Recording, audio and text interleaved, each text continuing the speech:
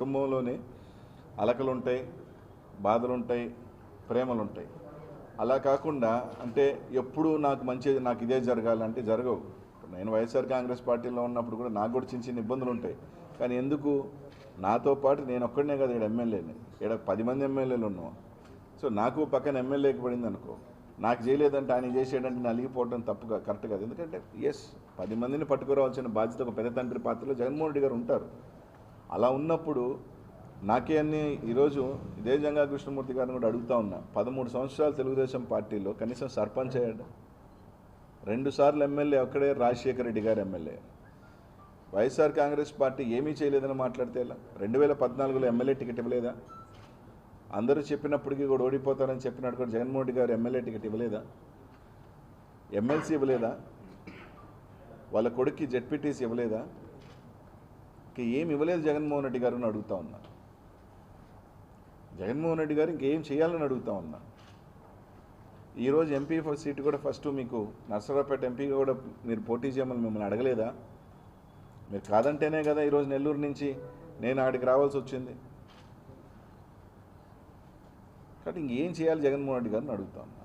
ఖచ్చితంగా ఒక 10 నాయకులు ఉన్నప్పుడు సమన్వయంలో చిన్న చిన్న లోపాలు ఉంటాయి ఒక్కోసారి. కానీ అంత మాత్రానే ఈరోజు జగన్మోహన్ రెడ్డి గారు బీసీ చేయలేదంట. ఈరోజు నేను అడుగుతా ఉన్నా, ఈ 4 జిల్లాలు ఎంతమందికి బీసీ నాయకులకి జగన్మోహన్ రెడ్డి గారు ఎమ్మెల్యే టికెట్లు ఇచ్చారు? ఈరోజు నువ్వు పోవాలనుకుంటున్నావో లేకపోతే పోయే తెలుగుదేశం పార్టీ ఎన్ని ఎమ్మెల్యే టికెట్లు ఇచ్చింది? ఎన్ని ఎమ్మెల్సీలు ఈరోజు జగన్మోహన్ రెడ్డి గారు బీసీలకు ఇవ్వడం జరిగింది? అంటే అన్ని పదవులు కాదా? ఎమ్మెల్సీ అనే పదవి కాదా? రాజ్యసభ ఇచ్చే పదవులు కాదా? అంటే ఏంటి అని అసలు నాకు అర్థం కావట్లేదు. ఖచ్చితంగా ఒక ఎమ్మెల్యే ఉంటాడు ఇక్కడ.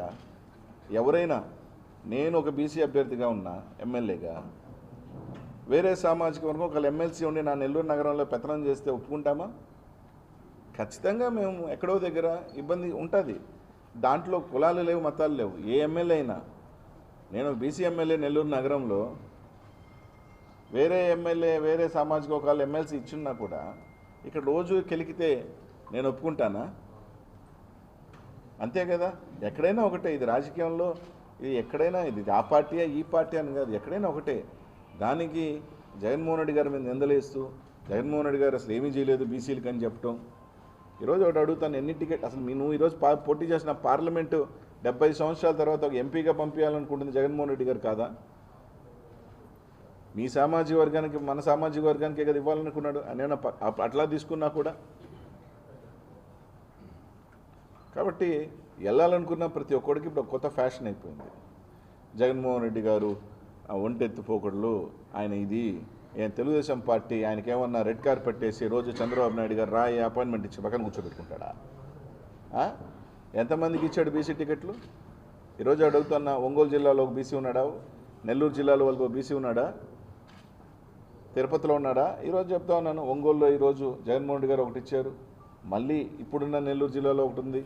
ఒక ఎంపీ ఇచ్చాడు ఈ ప్రాంతానికి సంబంధించి. ఈరోజు కొత్తగా ఇంతమంది ఎంపీలు బీసీలు వస్తూ ఉన్నారు. ఏలూరు బీసీ ఇచ్చాడు,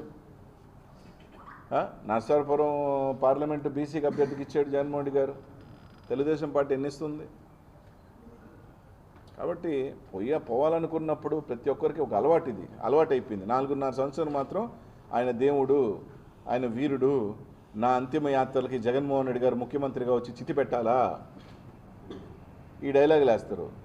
పోయేటప్పుడు మాత్రం ఆయనది బాగా మూటలు సంపాదించుకుంటారు, బాగా చేసుకుంటారు, మళ్ళీ ఆయన్ని తిడతారు. ఈ ప్రతి ఒక్కడు ఇది ఒక అలవాటు, ఫ్యాషన్ అయిపోయింది.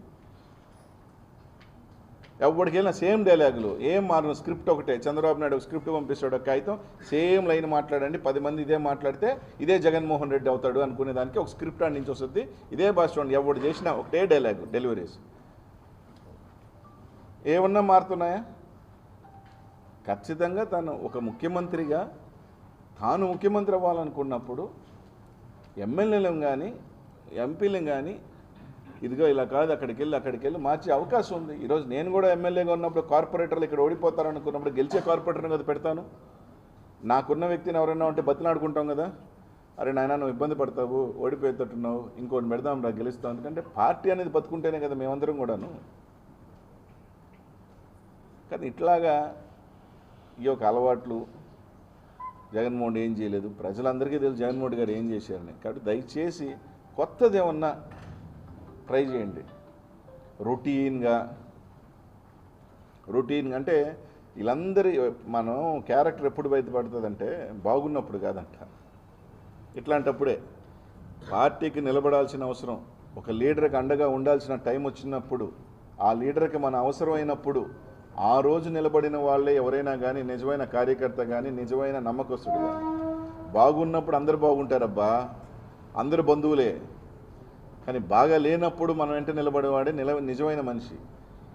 ఈరోజు పార్టీకి ఎవరైతే అవసరమైనప్పుడు ఇక్కడికి పొమ్మంటే ఆడికి పోవాలని లీడర్ ఎక్కడ మంచి కోరుకుంటున్నాడు అక్కడ పోయగలిగినోడే ఈరోజు జగన్మోహన్ రెడ్డి గారికి ఎవరైనా కానీ.